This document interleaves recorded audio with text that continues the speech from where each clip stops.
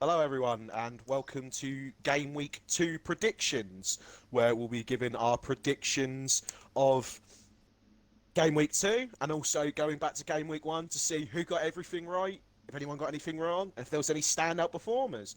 Again, I'm joined by Lewis, Hello, everyone.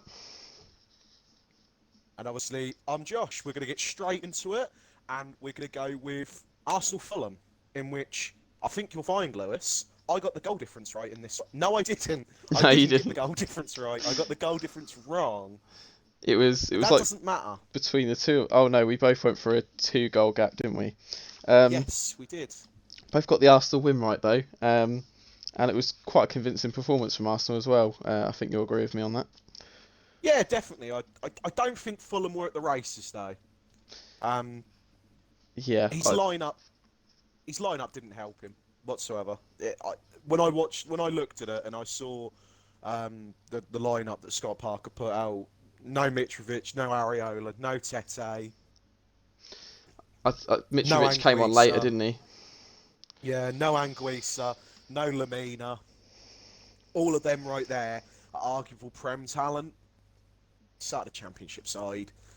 I mean, Lacker's goal was really scrappy. Didn't even realise it had gone in at first. Um, That's the thing. It came from Gabriel's, a good series of shots, and you thought it yeah, would have just been it snuffed was out. just a quick flurry of shots, and with a good save by Rodak, just for Lacker to kind of toe poke home, and that was the only real chance in the first half, I think, for Arsenal. Um, Fulham did a good job of keeping Arsenal out for a lot of the half. I think oh, it's don't get me second wrong. half it took a turn, didn't it?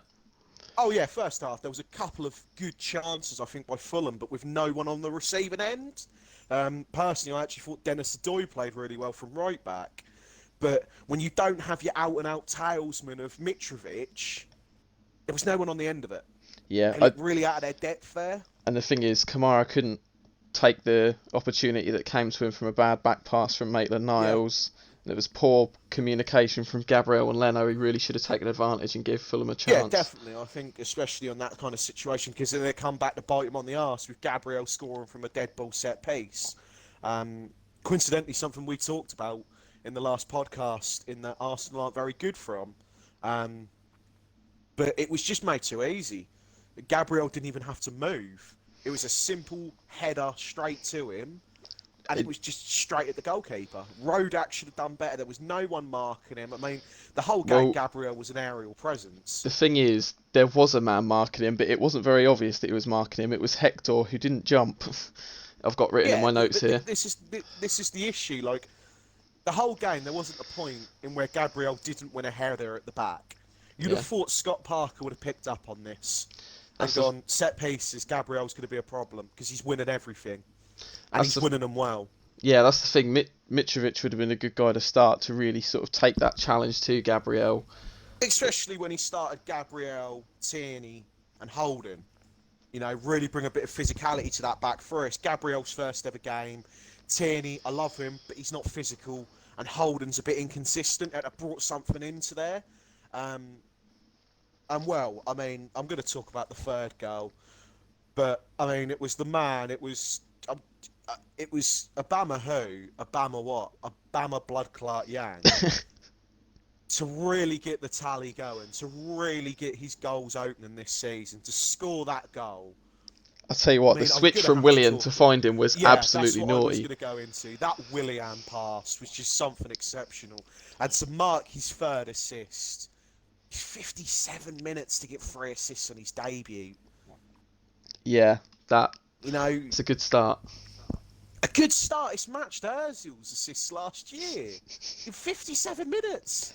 Yeah, yeah, you're You right. do wonder why Chelsea let him go. I can understand with the age, he didn't want to sign a contract. But if this is something of things to come, we'll be fine. Apparently, he Um, rejected a sort of contract offer from Chelsea. he did. He wasn't interested. Apparently, the big project of what Arteta's making is what appealed to him, and I don't blame him. There's something special happening at Arsenal right now. It's a slow special, like it's a slow progress. But that performance is night and day to some of the performances I've seen us put in against teams like Fulham before. Yeah, especially well against teams like that under Emery mainly. Oh yes, definitely. With drop points left, right, and centre against teams like that. So I mean, I don't even remember Leno making a save. To be honest with you, in the second half, Uh, there isn't a performer out there that really kind of I went, "Do you know what, they were bad, needed to get them off." Um, yeah, I agree with you. I've sort of got written in my notes here, all Arsenal, especially for the second half, which is kind of what you just explained. Um, I've got, yeah, I thought El Neni and Xhaka in the midfield were both very good as well. El Neni was surprisingly good. Yeah, I mean Arteta played him a bit in pre-season, and I didn't really. I just thought that was kind of giving him a bit of a run out, but I didn't expect it to really sort of turn into a league performance. But you don't mind, do you, when he's putting in performances like that? That's the You ain't gonna thing. turn. You ain't gonna bat an eye, are you? When he's performing like that and he's playing with confidence, something he definitely has lacked in the past. He Um, just played well. He was just where he needed to be and just did what he needed to do. I didn't expect El Neni to score. I didn't expect El Neni to go get a hat trick of assists, but I expected El Neni to have a consistent performance, and he did better than that, in my opinion. yeah. And I think sort of, yeah, exactly. But going on to another point, totally irrelevant to El Neni. I thought Fulham could learn a lot from us in the sense that Fulham tried to play some sort of pressing game, but they tried to press with just like one player at a time and then sit the rest of the team back. Then Arsenal passed it, press with one player at a time. But when you press, you've got to press as a team, otherwise you're going to leave gaps behind and you're just going to get picked apart. When Arsenal pressed Yeah, Fulham, it definitely. was everyone went at them. It was high intensity, particularly in the second half when I thought our performance was better, as I said before. Yeah, yeah, I think what you got to remember, especially, is Scott Parker's first season in the Premier League. He had 3 or 4 games at the end of the season with Fulham when I think it would have been Ranieri was sacked. Um, he's learning. It's his second season in charge for a full season. It's going to be a big learning curve. He even admitted that afterwards. Um, they played very well in the EFL Cup against Ipswich with Mitrovic on the score sheet. Kenny Tete picking up an assist, Areola clean sheet. You'd think that would then give him the reason to then go on and start him this weekend, especially with how some of the performances were. I don't think there was anyone that I'd go, do you know what, they were absolutely appalling for Fulham. But as a unit, they just didn't perform how you would expect Fulham to perform in their first ever game back in the Prem this season. yeah. You've got to also sort of cut them a bit of slack because it was Arsenal they played on their opening game. Oh yeah, definitely, definitely. You know, it could have been an easier game to start, but at the end of the day, they have to play these games.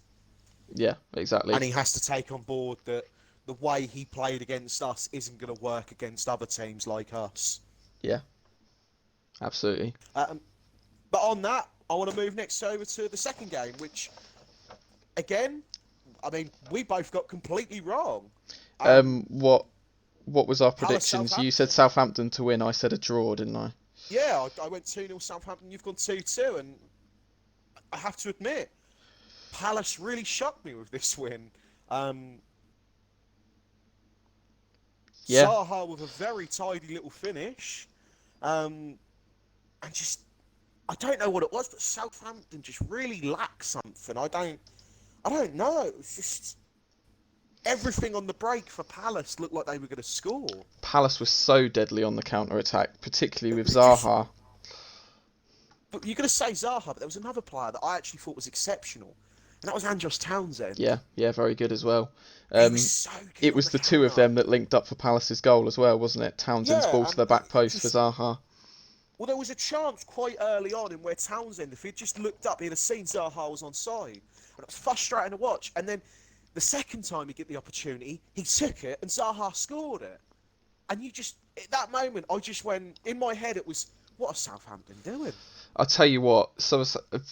I don't know whether it's kind of poor play from Southampton's defenders or good play from Zaha, but Zaha just bullied those defenders on the counter. There was like a couple of times where I saw Zaha literally just shoulder him off and carry on running through, bearing on goal. Zaha And could have had a hat trick. this is what I mean, and this is why I think Hassenhuttl brought on Vestergaard at half time. There was no injury. he brought on Vestergaard at half-time. And I personally believe it was because he was so fearful of how easy it was for Zaha to get in. He wanted a physical presence. Yeah, yeah, absolutely. Um, yeah, I mean, it could have been a game where Zaha had a hat trick. He was so good at just powering through. It's a bitter pill to swallow, though, I think, for Palace fans, especially after the game with Hodgson saying that Zaha has said he wants to go to a big team. Yeah, I yeah, I mean, this story's been happening ever since he kind of rejoined Palace. I But he keeps putting in performances like that, a team will easily take him. Because he was outstanding, in my opinion. yeah, yeah, he was outstanding. I The thing is, it'll probably be the same thing as United will be linked to him again. I mean, it might be a good choice since United didn't manage to land Sancho, and it looks unlikely that they, have a chance of that anymore. So that might be a good acquisition for United. He is a risk, though. You have to remember, he's not this 24-year-old winger that's hit the scene. Yeah, yeah, He's in his late 20s now. Arguably, you could say, okay, now he's about to hit his prime. But it's still a risk, because he is playing at Palace. because he's I think not got Hodgson has got a time. very... Palace have got a very good team under Hodgson, and where he's very good at getting them defended in numbers and attacking in numbers and their counters. But Zaha looks so much better because he is just better than what they have. I Yeah, yeah, there is kind of that point that you can raise, He is but that risk, but the whole point of football is taking risks. the thing is, I think also Zaha kind of suits that style of play down to the ground. He's just strong, and he'll do exactly what he did against Southampton over the weekend. He'll do it time and time again in Palace's team. In Yeah, United, definitely. United are more used to sort of dominating games, being one of the bigger sides. Maybe Yeah, that doesn't suit Zaha's sort of maybe he way could of. be out of his depth there, yeah. Yeah, I get what exactly. I can see where you're coming from. A whole different playing style and a whole different demand of how much they're going to want of him. I mean, as a Palace fan, if you saw Zaha only get 12 goals all season, that would be really good. But if he signs for United, they're going to be demanding 20 out of him. Is that something that he can achieve? Yeah, I that don't know. Quite frankly, I think that's the risk of Zaha's transfer. yeah, exactly. That's it. Um, as the risk is with any sort of transfer with attacking Oh, players. 100%. There's risk with every player. It doesn't matter who they are, how high profile they're. There's a risk of all of them. Exactly. It's down to the player to prove themselves. Um, Another thing I've got But down here that was crucial to Palace's mhm. win was the excellent performance of Guaita in goal. Oh, Guaita, I've praised him right before this game. On a free from Getafe, exceptional player. When you compare him to what they have in goal of Wayne Hennessy, he's exceptional. He's a brilliant goalkeeper for their level. He made some outstanding saves to keep out Southampton and to keep a clean sheet again, which Palace are going to be absolutely loving. A clean sheet on their debut and 3 points. What other way would you want to get started? Yeah, exactly. It was kind of sort of the performances Roy Hodgson wanted to see from everyone. Oh, definitely, especially with players like Gary Cahill injured, and for someone like Scott Dan to come in and really fill that void so well is what Hodgson would have wanted 100%. Yeah, absolutely. That's kind of all I have to say on that game. Not a problem. And while we're on the topic of clean sheets, we're going to head over to the Liverpool Leeds game, where there was definitely no clean sheets in that. Very With my dirty, 3-1 shitty sheets. prediction and your 4-1 prediction was completely, absolutely demolished by the fact that Leeds were Gave Liverpool a game. they scared Liverpool, quite frankly, with a 4-3 win for Liverpool. It was a game in which you thought at the start, with that Salah penalty so early, you thought Leeds are out of this already. And out of the dead, out of the smoke, Calvin Phillips with one of the passes of the weekend, and Jack Harrison with maybe the goal of the weekend to bring him straight back in it. It was an excellent sort of. There was the pass from Calvin Phillips, but then the rest. It was an excellent solo effort from Jack Harrison. Yeah, I enjoyed seeing Leeds Watching Phillips' take the game to him. pass, it kind of turns round and Southgate will be smiling. That is why Southgate called him up, because he can do stuff like that. Yeah, you don't get Arguably, called to England for nothing. yeah. I kind of just looking at the game, just Leeds, just their press was incredible. Like, they didn't stop running. Um, It really was like sort of an all-out performance, and oh yeah, it wasn't just definitely. pressing to get the ball off of Liverpool. They did that to the point where Leeds actually had more possession in the game, and That is the also first time, I believe, since 2016, Liverpool have had less possession at Anfield. that's a crazy stat. I didn't actually know that. And for But Bielsa's side to come in, and granted, I'm going to turn around and I'm going to admit to some of the stuff that Graham Souness said. They can perform well all they want, but did they walk away from Anfield with anything? No. They yeah, have to get rid of those little errors. Rodrigo's error for the second penalty was just, what was he doing? It's atrocious. it's cost them a point against the He's champions. 29 years of age. He's been on the football scene a long time. To come flying in before he's even done it, it's a penalty. It's very much a forwards challenge, isn't it? Oh, 100%. You hear that phrase knocked about a lot, but just, yeah, it's a forwards challenge. But on mistakes, would be very silly not to talk about Virgil van Dijk's mistake for the second goal for Leeds. Yeah, go on if you'd like to explain that. It was atrocious, quite frankly, for a player of his calibre that has been spoken so much of, who has been compared to some of the best defenders in the world, Been of talked about current amongst the and Ballon d'Or lot. past, and to give away a mistake like that. Did you know Yeah, that is his third mistake since 2018? More mistakes than any other defender. To compare this, I found something. Vidic in his whole career, gave away 3 errors that led to goals. blimey. Since 2018, Van Dijk has done the same amount. Well, yeah, It just shows right there that maybe Liverpool shoe that game, they are human. yeah. They're That not a the machine thing that is, works so hard and can wipe anyone off the park. well, the thing is, it's ever since Liverpool won the league, it's there's the question: do they lack that sort of hunger? And I spoke about it in the last podcast. Um, do they kind of lack the hunger now they've got what they want? Quite frankly, what I watched from that, no. Yeah, If I'm quite completely honest, they played at what I described as 70%. yeah, Trent was a joke, quite frankly. I'm going to be quite brutal there because I'm quite a big fan of Trent. He was a joke. yeah. He's kind of lucky to get away with. There was an offside call. He actually headed it Yeah, and into his own goal. it was just ridiculous. Even the fact that they let Patrick Bamford score, a man who hasn't scored in the Premier League since 2017, Has he been and in he the Prem scored since with ease. 2017? He may have once. Okay, Norwich, Middlesbrough, one of the two. Middlesbrough. Um, it was ridiculous. And my only point I got from this game, I talked a lot about it with people I watched the game with.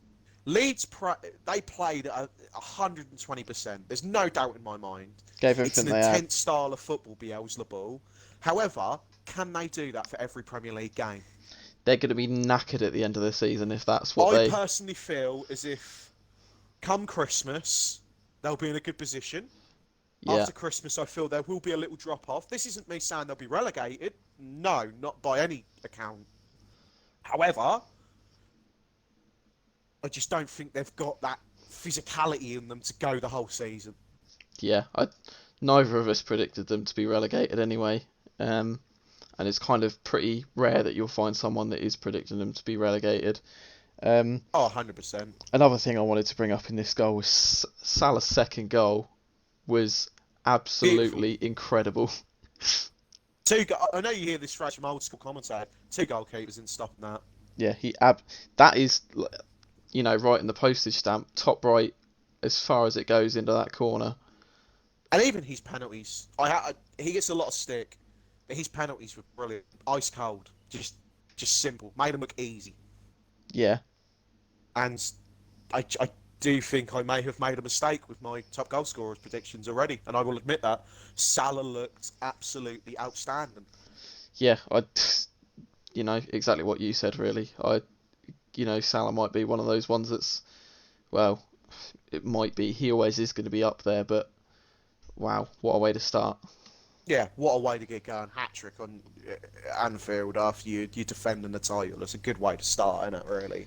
And I know two of them were penalties, but you still got to kind of had the head to put away those He's penalties. got And to take the chances, isn't he? a goal's a goal at the end of the day. Exactly. Doesn't matter how that ball crosses the line. It counts. They all count. Yeah. Um. Uh. I don't really have anything else to say other than It's not a problem. sort of Liverpool's poor defence. We kind of covered that though. So that's it from me. While I'm talking about the new boys of Leeds, let's talk about the new boys that seem to turn up for Newcastle. Obviously, you had a 2-1 Newcastle win, and I had a 2-1 West Ham win. West Ham didn't turn up. Yeah. They would have been better forfeiting. I was kind of happy with that prediction that I got the result the right way. I was really impressed by Callum Wilson in this game. I thought he got in the positions so many times to get goals. Maybe the finishing he could have had another goal or two, but I think it's a very good start to sort of be in those positions. The goals will come if you get into those places. The man I was most impressed with, some have called him the Irish Pele, and that was no. Mr. Jeff Hendrick. Jeff Hendrick was very good He as was well. something else. My three performers for that game that I really liked was Callum Wilson, Jeff Hendrick, and Jamal Lewis. But have you just gone with that because they were all new starters? The thing is, no. Looking at the game, you really thought they were the best players, and you kind of think Newcastle could really have improved themselves here. I'm just saying right now, Jeff Hendrick's a bowler. That finish for the second, he should never have even attempted, and the fact that went in was even better. Yeah, that was confident, wasn't it? A lot of people slagged off Steve Bruce last season, saying that he had the big shoes to fill for Rafa. But with a performance like that, he's brought in players he wants. He's brought in players they need. He's been very clever in the market. Held on to players he wants to hold on to. And the thing is, we even us in the last podcast kind of doubted whether Steve Bruce was what Newcastle needed. But I kind of think at the same time that Rafa didn't play the most beautiful football, did he? But he still got the results. No. Rafa played to what he had, but I think the pressure is more on Steve Bruce now because he's got such a better team. Yeah. I just think overall, like watching at West Ham, just weren't really there. They had a big chance of Ogbonna at 0-0 and he hit the crossbar from a set piece. I think it was a free kick. But other than that, they never really actually tested Caldalo. He had a pretty comfortable game. One I do want to pick up on is Almiron made the difference. He got the second assist for Hendrick.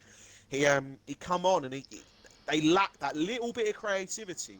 I felt in the dying end of the game, and for Bruce to even just identify that was pretty clever. Like at 1-0, some managers will just go, right, pack up the bus, let's sit deep, let's just take the 1-0. His first game at St James's, but he didn't. He wanted more. Yeah, and that's resulted in Jeff Hendrick's goal. Tell a lie, it wasn't at St James's. It was at the West Ham. It was at West Ham, yeah. It was at the Olympic Park. But irregardless, some managers were going, right, 1-0 away from home, we'll take that as West Ham, hard game.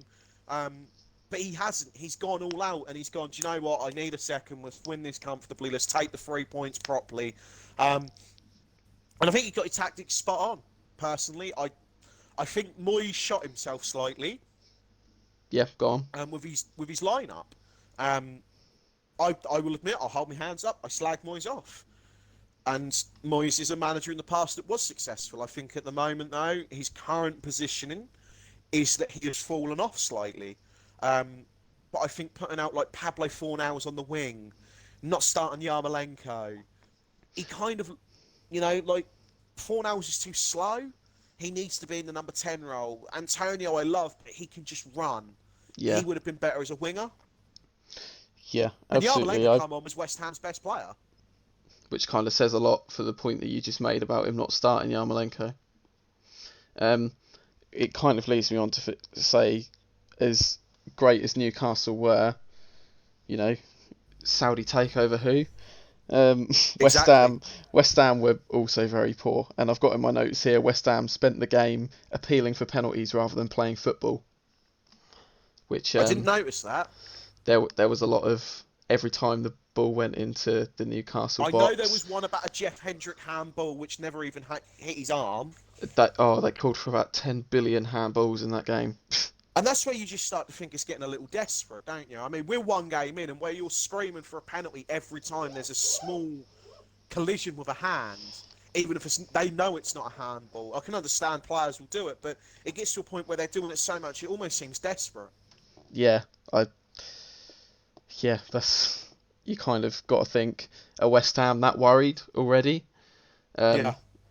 But I'm sure they won't get anywhere sort of near being relegated with the talent they've got in their team. But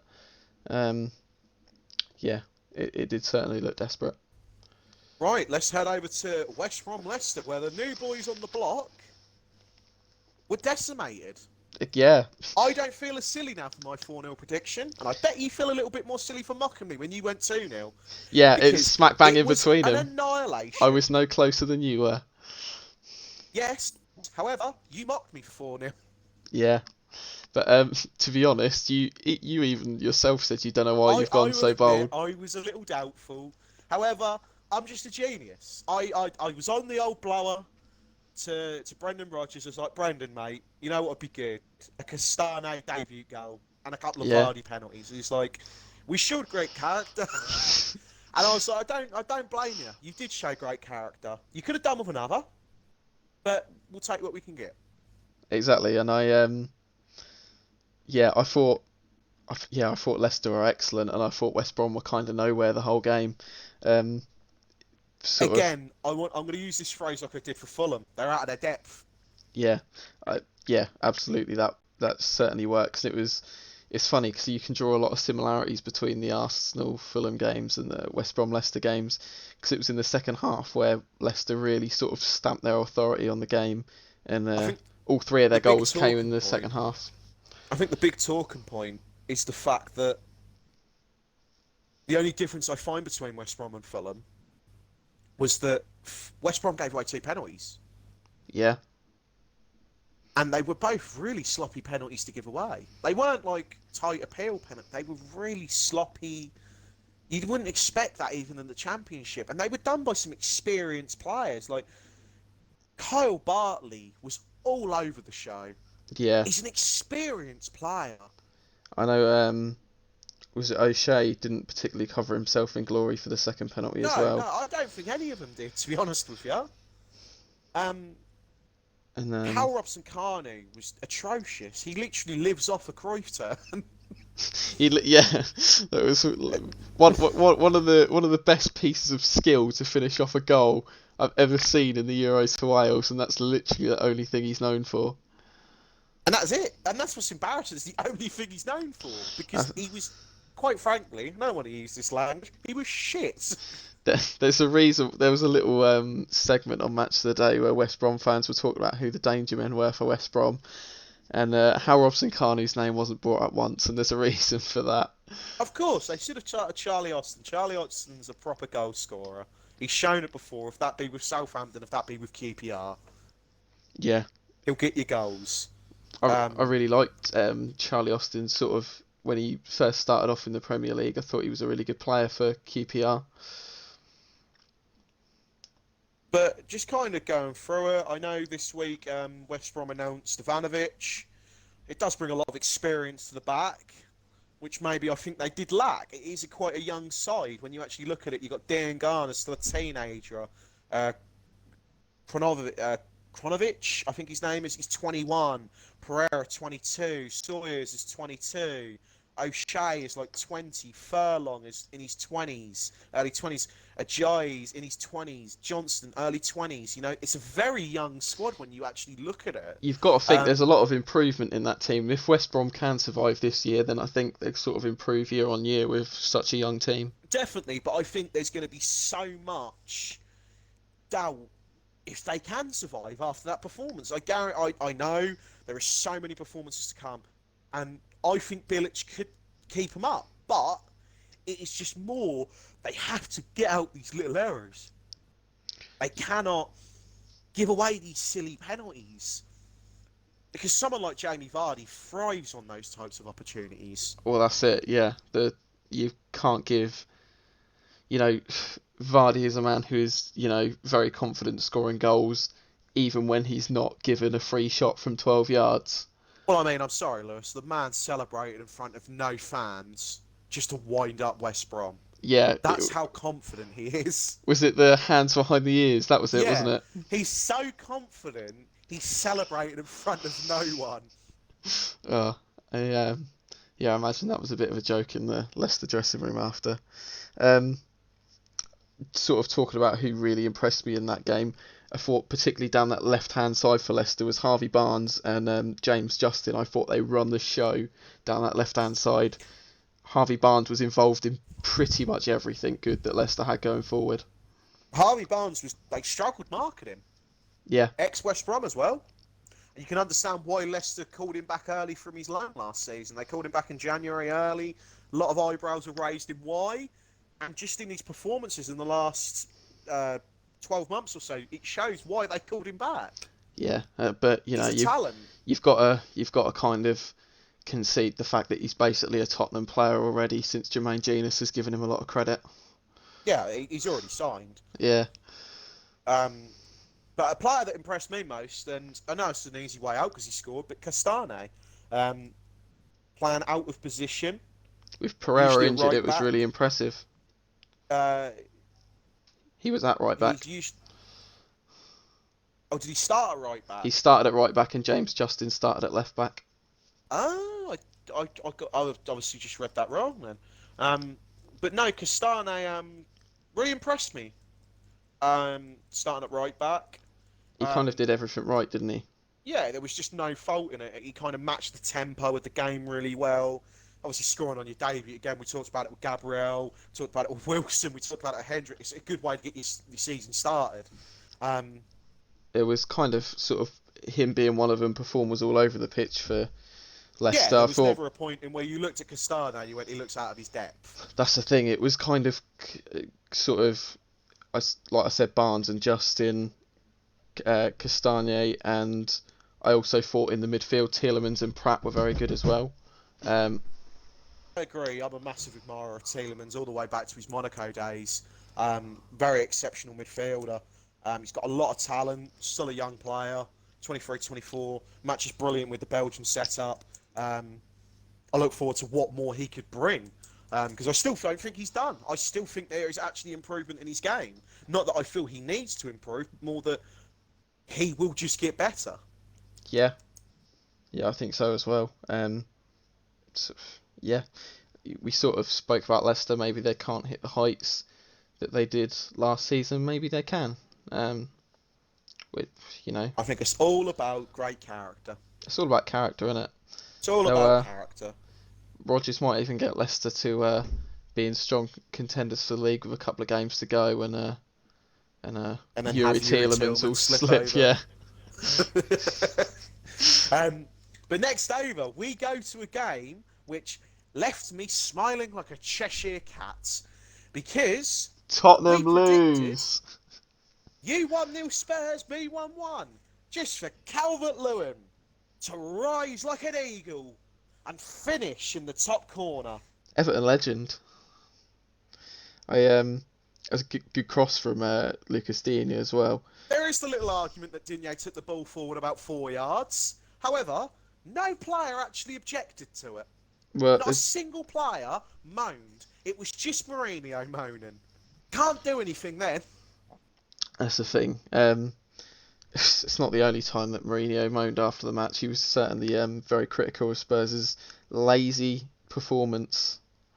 Lazy's an understatement. Yeah. Again, I'm going to use some bad language here, but there was a couple of players that I picked out that were shit. Doherty, he flew forward the entire game. Subbed off after 75 minutes of his debut. Yeah. Dele Alli didn't even make it to the second half. Yeah. I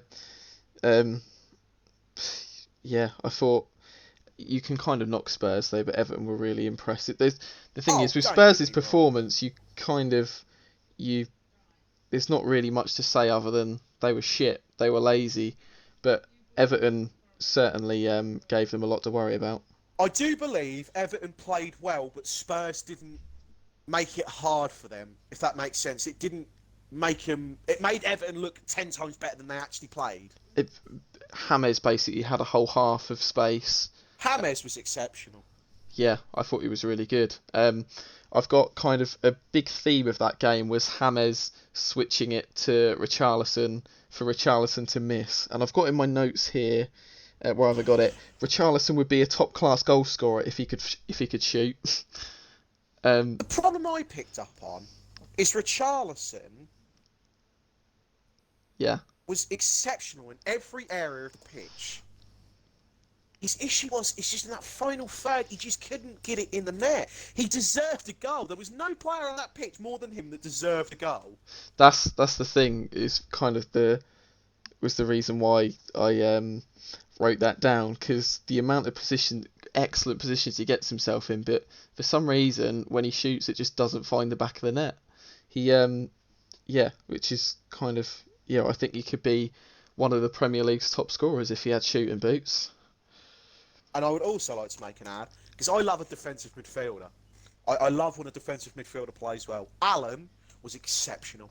Alan, yeah, everywhere he needed to very be. Good. Picked up on every loose ball. I don't think Doucouré was brilliant, but he did what he had to do in that midfield. Yeah, I thought that kind of went for Everton's other debutant as well. That was Doucouré. I thought they were excellent in the midfield together. With Andre Gomes as well, obviously a man that's played for Everton before. One player I would like to give a big kind of recognition to, Jordan Pickford. Yeah. Brilliant. I thought he was really good as well. The commanding of his 6-yard box was something we've not seen from Pickford for a long time. And that's exactly why Everton bought him, and exactly why he's the goalkeeper for England, the number one goalkeeper for England. That's the thing. I don't know if we spoke about it in the last podcast, but I know in the past both of us has been a bit critical of Pickford for Everton. We've not really had any doubts over him for England, but he was certainly proved us wrong in terms of his Everton career in this game. Hopefully he can carry it on, because Pickford is a player that I'd like to see do well, because obviously he's a player that will be representing England next year in the Euros, the year after in the World Cup. Yeah. When we win that as well, because it's just coming home, isn't it? Football's coming home, mate. We've got it is coming home. Goal machine, Hazard Kane, Jadon Sancho, Jordan Pickford, all of the boys. Eric Dyer. Yeah. Penalty extraordinaire. And talking on coming home, could Sheffield United be coming home to the Championship? With the performance they put in against Wolves, I certainly think so. Half admitted, I could only watch certain parts of this game as I was at work. However, what I saw a very good tempo from Wolves, picking up where they left last season. I feel like Wolves I spoke about Wolves sort of being able to sort of being very defensive and sitting back, and you sort of said, you thought the opposite. This certainly went in your favour in this game, because Wolves were going forward a lot, and I think that maybe that's sort of down to I only really watch Wolves against the big teams. Maybe they're maybe Nuno likes to sort of adapt his tactics sort of team based, but yeah, I thought Wolves very good attacking performance. Sheffield United didn't have an awful lot to offer going the other way. We started a Championship team, quite frankly, Lewis, let's be honest. The signings he's brought in a Championship. Yeah, Oliver that's the thing is, Theo Robinson, they're not good enough signings to stay up. Yeah, they're not good enough. Absolutely not good enough. They got the job done early on, Wolves. Really, think they. Definitely, it was within the first 6 minutes, wasn't it? Yeah, both goals happened in the first 6 minutes, but that doesn't mean they didn't carry on going forward throughout the rest of the game. I am aware that Jimenez could have had a hat trick. Exceptional save against Saiz. Yeah. It was kind of weird. Saiz could have had a brace. Raul Jimenez could have easily had a hat trick in that game, with the chances they had. I sort of thought Wolves. It's kind of hard to really, when a team's sort of all over the other team this much. It's hard to comment on it because there's only so much you can say. I wouldn't say all over. I don't think that's the kind of right way. It's just sort of Sheffield United had nothing to offer, and I don't really think there's sort of anything really that sort of went on in the game in particular. It was just kind of a case of Wolves were the much better team. I mean, like I said, I only watched certain parts of this. I've seen the Jimenez goal. Very, very good finish. Very, very proper strikers finish, like proper number nines finish. Yeah, Just to kind of just tap it. Just a nice enough cushion just to get it past Ramsdale. Um, I think Raul Jimenez could be another man we spoke about. Well, I mean, Salah's been up there for the last few years, but I think Raul Jimenez could really be an outside bet to be sort of in the top few scorers. I think he does bag a lot of goals. I can't think off the top of my head his goal tally in the Prem last season, but it was certainly pushing 20. yeah, he certainly definitely broke 15. I think it was Um, 19. That's the number that pops into my head. yes, I believe you may be right with that.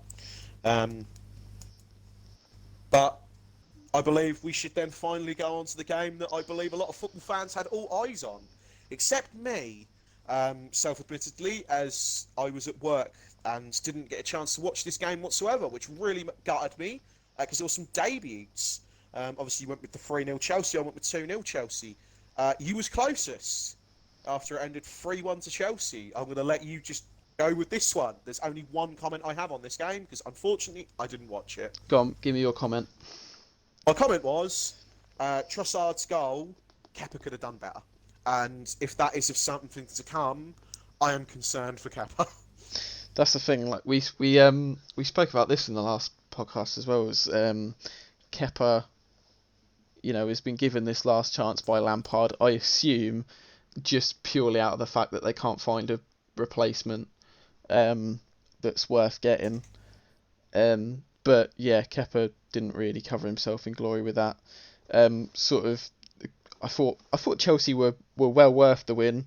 But it didn't. That doesn't mean that Brighton went without their chances. Brighton did have a few chances. Chelsea certainly needs some sharpening up, but I think you can also put that down a little bit to them having players out. Sort of, Pulisic being the one that rings in my mind.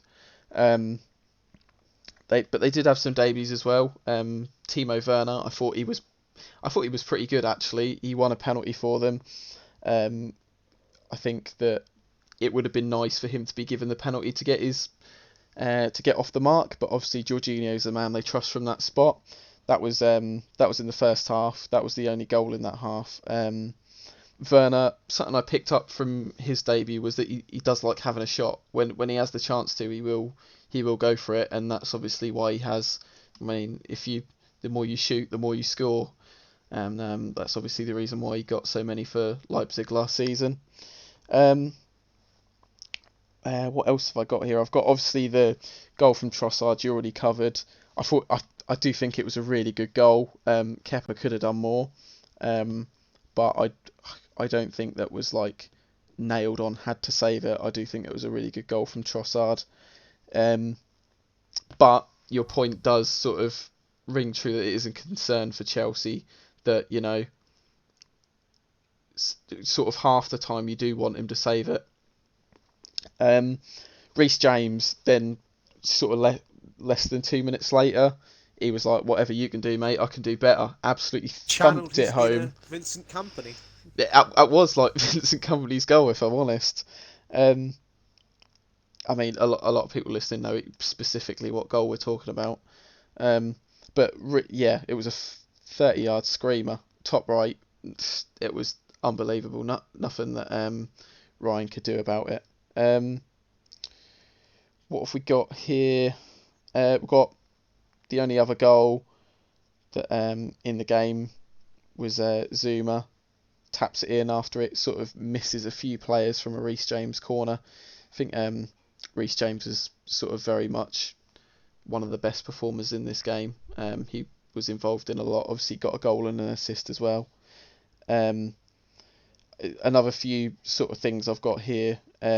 Were some moments in the game in the first half. Brighton had a sort of period where they had a few shots in quick succession.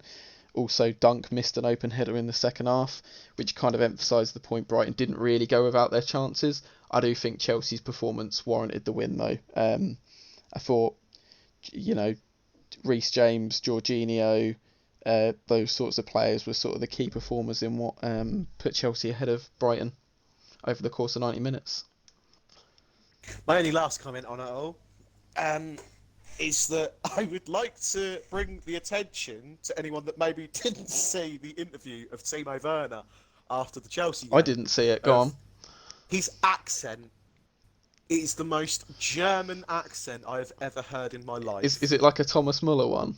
It's really high pitched. So I kid you not, he turned round and they went, "How did you cope with the Premier League?" And he turned around, he's like, "Oh, I have never played against such big and such strong defenders, and I have never played." Is it like Richthofen? And I sat there and I just thought, oh my God, that is probably the most German accent ever. And he was going, "I have never played against such a free back before, and they're so big and so strong." And I thought, is he coming on to the defenders? Oh dear. That's the game winking at Adam Webster as he walks off. Going straight in my basket. Go on. But that's really it from it all, I think. I know Havertz had a struggled game. He's 20. He was played out of position as well when he played on the wing.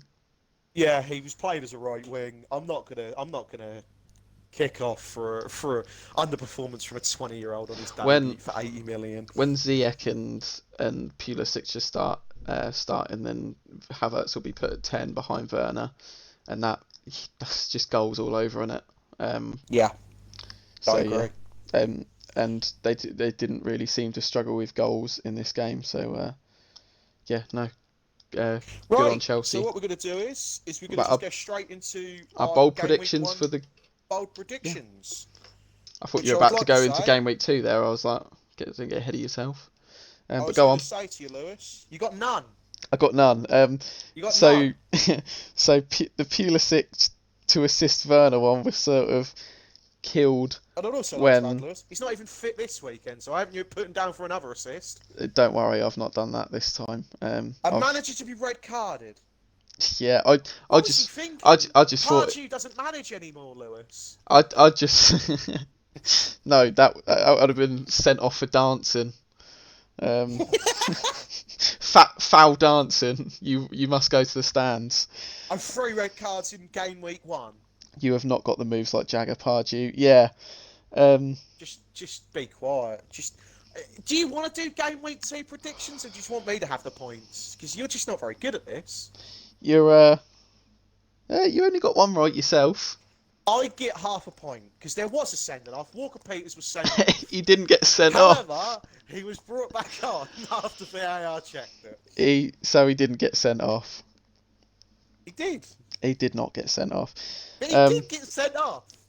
What your other ones you got wrong was a single red card all year. Well, that was the one you were just speaking about. And Albert to have the first goal of the season. He got the 3rd. So. Do I get a 1/3 of a point then? No. Oh, okay. Because that means if he then scored like the 56th goal of the season, you wouldn't get a 56th of a point. Well, we didn't cover this. The viewers, this is what they want to know, Lewis. Well, it's very much. Viewers, and the viewers know I'm going to win. You are the Lorax. You speak for the trees. Speak for the viewers. It's so where that leaves yes or no. We've got to give to these. Yeah, but standings it leaves me on 6 and you on 8. So as it stands, you owe me a £50 gift card. As it stands, I do. As it stands, let's end the season. We are 138th into the league season. Right. So what we're going to do is jump straight into the game week 2 predictions. Then I think, don't you think, Lewis? Yeah, that sounds good to me. Right. So you haven't heard any of mine, and I haven't heard any of yours. So which is different to last week's one. Yes, I wanted to go with a bit more of a natural reaction because yours are shit. Go on. I've gone Everton West Brom. I've gone 2-0 Everton. 2-0 Everton. West Brom were they were just poor out of their depth. Everton have really got a point to prove. I think they struggled to get goals in. I think 2-0 Everton. What have you gone for? So I've sort of gone off the. Obviously, you said Everton have struggled to get goals in. I assume that by that you mean they're going to create a lot of chances, but they're not going to put them away too confidently.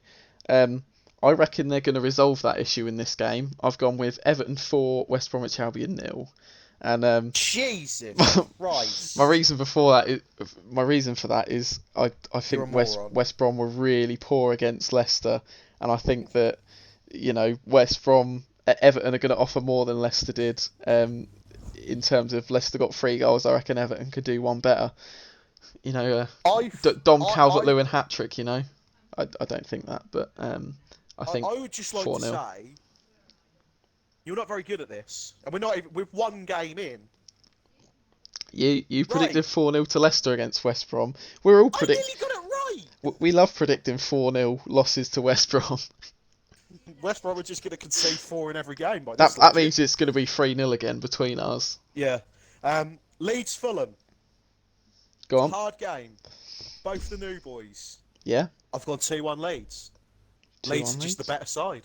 I feel like, Is this the first game with 2 of the new boys playing each other? I think it is, Two of isn't the new it? boys playing each other. It's the first game. Is sort of that all you've got to say? Leeds are the better team. They're just better. They're just a better side. They sort of proved against Liverpool that they play can. Fulham off the pitch.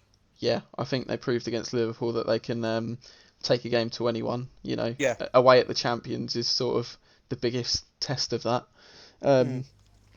I've gone with 3-1 Leeds. Very much the same as you. I've got goals this weekend. Oh, have you? I have, yeah. So I've got Leeds to be 3-1 victors over Fulham. Fulham's performance against Arsenal was not good by any stretch, and Leeds' performance against Liverpool was very good. So it's sort of putting two and two together and getting 3-1 leads. So the problem is when you put 2 and 2 together, you lose. Go on. What's So next before you game, give me shit? United Palace. And I said before the podcast that before we started recording today, there are some games you're going to go, this is one of them. I've got 3-0 United. 3-0 United. Go on, why's that? I don't know. I just don't think Palace can do anything against them. But United aren't very good, are they? That they can have their defensive frailties, United, but I think they've got goals in them in the likes of Greenwood, Martial, Rashford, Bruno. Oh God, what have you put then if you're saying they've got goals in them? I've gone with the same goal margin. I've gone 4-1 Man United. What is your obsession with 4 goals? I just think there's a lot of goals this weekend. I could have put 5-2. I think Palace will show the danger they showed against who did they play? Southampton. They'll show the danger they did against Southampton, and they'll get a goal. It might be early on, so it might scare United, but I just think United have got the goals in them to win the game. Goal predictions. Yeah, I've got goals this weekend. I'm telling you. Yeah, and I'm telling you, you ain't getting any points this weekend. I've got this weekend's going to be goal diarrhea. Oh, good God. As we talk about diarrhea, we better talk about the West Ham Arsenal game. I've got 4-1 Arsenal. You got 4-1 Arsenal. So look, Yeah. you give me shit. I give you shit, but this could happen. Yours won't. Go on, explain yourself. West Ham just didn't offer anything going forward, but it is Arsenal. They do show sometimes a bit of a defensive ability to give away a goal. However, just going forward, easily it could have been about 5-0 against Fulham.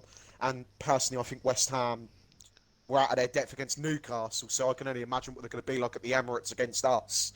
So I think it could be a bit of a goal-scoring game for Arsenal.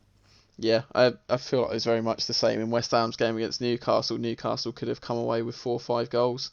I have gone with 3-0 Arsenal. So the exact same goal margin I've got as you. My reason for that, basically what you said. Arsenal against Fulham were excellent. West Ham against Newcastle were shit. I think Aubameyang could get a couple and maybe a Lacazette goal as well. That would be nice to see Lacazette score back-to-back games. Yeah, so 3-0 Arsenal is what it is for me. So we're now heading over to Southampton Tottenham, Go where on. I have gone for a 1-1. Gone for a Um, 1-1. I think both teams are actually going to be a little bit pissed at their results last weekend, so they're going to be looking to give it their all. Yeah. So I think that's why they'll share a point. Yeah. I think they're both going to be looking to give it their all, but I just think when two teams sometimes do that, they can walk away sharing. Yeah. It kind of leads me on to my one, which is pretty similar. I've said about being all goals this weekend, but I've Oh gone with God. 0-0. Um, Oh, I've gone with 0-0. I very much think the same as what you said is going to happen, but I think that I don't know. Tottenham didn't really pose any goal scoring threat as such against Everton, and neither did Southampton really against. I know we talked about Guaita being forced into a couple of saves, but I don't think Southampton really created that many chances, and particularly against a team like Tottenham, as bad as they did play last weekend, I still think they have the worth to keep Southampton out. So I've gone with 0-0. that's fair enough. Now we head up the tune, as they call it. Sorry to any Newcastle fans. You doing that has Newcastle. killed off any chance of the Saudi takeover. I just killed off any chance of Geordie's listening to this, to be honest with you, Lewis. Yeah. Could be worse. I could do a Brighton impression, which would get me done for a lot of problems, but we're not going to go into that.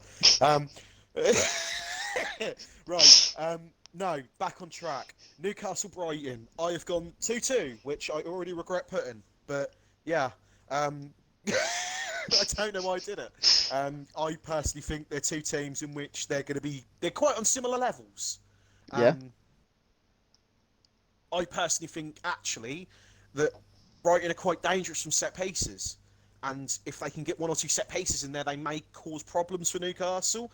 We didn't really actually see much of an attack from West Ham, so I'm thinking maybe Brighton do attack, like against Chelsea, like you said, they did have a fair chance to get into the game. So I think with not actually being challenged, does that show how good Newcastle are at defending? No.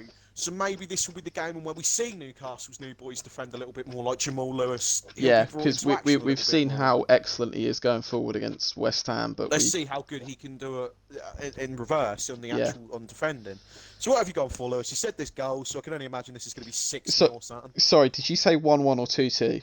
I said 2-2. You said 2-2. I prefer if you listen. I have to listen to your predictions, which are just wrong. So you might as well listen to the correct ones. I've gone with 2-1 Newcastle. See, of course you have.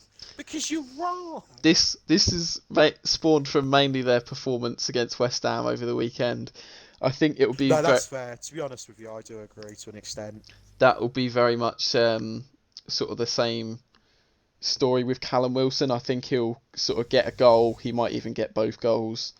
And I think it will be a case of he'll have a lot more chances that he misses. On the flip side, I think you said Brighton have a very real set piece threat that was shown against Chelsea. I think it could be a case of that header that Lewis Dunk missed against Chelsea. Maybe he scores that against Newcastle, and that's the one goal. Maybe Trossard scores another screamer. Who knows? But 2-1 Newcastle is what I think. So now we fly down to London, where it's going to be a very tasty affair. Someone from Chelsea London called. versus Liverpool. It's going to be certainly a test for Jurgen Klopp's men, and certainly a test for the new lads on the scene at Chelsea. However, I have gone for a 2-1 Liverpool win. I've gone with that purely because I think Liverpool haven't changed anything. And there's no cohesion. Chelsea have got boys that are still sort of got a... Exactly. I do think it's going to be a close affair, but Klopp's boys they've got more in it. Yeah. So I'm going 2-1 Liverpool. My one is a 2-2 draw. Ooh. I think Spicy. I think at Stamford Bridge the Chelsea boys have got what it takes. If they can get, maybe if Pulisic could be out another weekend like you said before, but I think that if Chelsea can get some more people playing in the right sort of ideal positions, and not putting Loftus-Cheek off the striker, then they'll give Liverpool a real sort of run for their money. Not enough to win it though. I think Liverpool are a bit too good to lose the game. 2-2 is very much where I sit on that one. Yeah. Next, we go up to Leicester, where they play that ginger bastards 11 of Burnley. You've gone with like 10-0 Leicester, haven't you? No, I haven't. I've got actually... Burnley are going to score this game, which is probably the last time they'll do it all season. You go predict 0-0 draws for Burnley all year. Oh, yeah, 100%. 3-1 Leicester. 3-1 Leicester, go on. I think when you look at it, Leicester are a very free-flowing attacking side.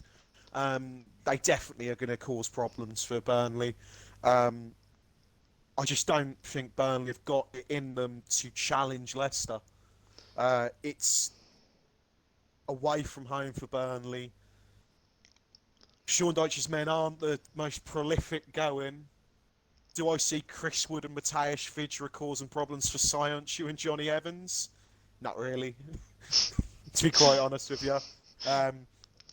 It wouldn't surprise me if Leicester take the 3-0 lead or take a big lead and Burnley do nick one. But I don't think there'll be much of a challenge in it for Leicester this weekend.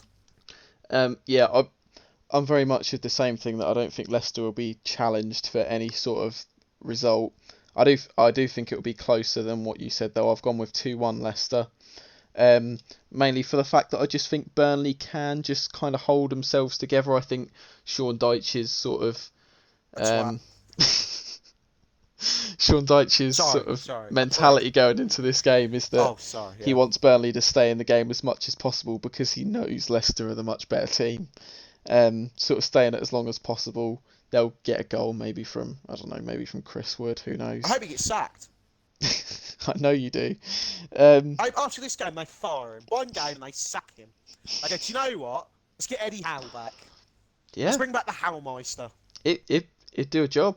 You'd do a job. He would do a job. Better than Sean Dyche. Get Chris Wood in. I'm getting all fired up about Sean Dyche. We're going to have to go down to Villa. Take my mind away from it. Yeah, but is it Will from the In-Betweeners who's like, fuck Burnley? Yeah, in the In-Betweeners movie. So 2-1 is where I stand.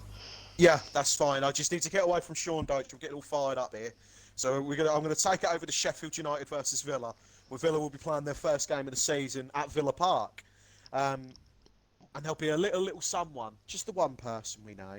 It's going to be very excited because I've gone 2-1 Villa. Okay. I think Villa played actually quite all right against Burton. Did get off to a losing start, but came back into the game and won at 3-1. Advantage, you could say, was Burton, but they've got to play against who they are. They've had a good pre-season over it. When you actually look at some of their beats, they've beaten United, they've beaten Arsenal. You know, they've done well in pre-season. Their recruitment's been okay. Yeah. But I just do think they're better than Sheffield United at the minute. Which means my one's gonna sort of shock you a little bit. I've gone with 1-0 Sheffield United. How dare you? I mainly based this on the fixture last season after the restart, the one where the goal line technology game, and I do think Sheffield was sort of worth the win in that game, and I think they might just be worth the win in this one as well. I think maybe get a few counter attacks in. I think could catch Villa slipping a little bit. Obviously, there's the very real threat of Villa scoring with the likes of Grealish and the like. But Sheffield winning 1-0. They've had a game to sort of get into the season again. I think maybe 1-0 Sheffield is what'll happen. Finally, we go to a very big game at the Molineux, where it'll be Wolves trying to carry on their form against City, who kick off their season. These games always seem to be strange. Yeah. There's always goals. There's always a weird result. So I've gone 2-2. Okay, go on. Why is that? Wolves are so dangerous on the counter. And City struggle against counters. They've shown in the past. You play a counter against them, they struggle. I can just name a couple of teams. We've done it against them in the semi-final of the FA Cup.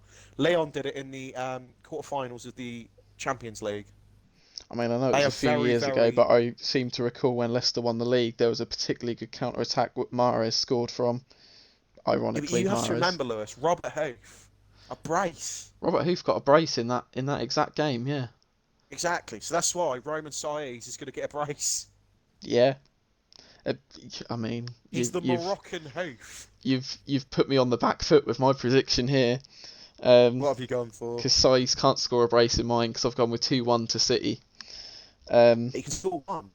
he can score one, and by God, he will And tell me score why one. you've gone for the wrong result, then, Lewis. What was your thought behind I've that? I've gone with the wrong result because I just think City. I mean, it's kind of hypocritical of me to say that Sheffield had a game to sort of get into the swing of things for the new season. I do kind of think that City, with an extra rest, can make that count and win the game. And also, it's Man City. We've both got them down to win the league. I do think their quality will just shine through in this game with the likes of. I don't even need to mention their names, but I will. Kevin, Otamendi, Aguero, Otamendi, exactly. Edison stepping up front. Scott Carson, Yeah, you've got to look at the these only players Champions and League go, winner in that team. is that is that actually a thing? He is the only player at Manchester City that has won a Champions League. God, it's like bloody like 2016 Stoke or something, isn't it? When they had like like a whole team of Champions League winners. I With mean, Mark Hughes. albeit they're all sat on the benches for the Champions League victories. They've still got winners' medals though. Yeah. Um, So last but not least, we're going to finish up with our game week 2 bold assumptions. Again, it's the same as the predictions. Me and Lewis have heard neither of ours. So this is literally straight. We don't know what we've put. I'm going to go with all my ones. Tell you the points that I've given myself. If you don't agree, we can argue it, but I think it's fine. I think I'm going to stick with what I've put. We'll hear yours. We'll obviously hear what you've got wrong already, and then we're just we'll be done. We'll end on that. No. I've said there's going to be a goalkeeping error in game week 2. Gone with a 2-pointer there. Agree?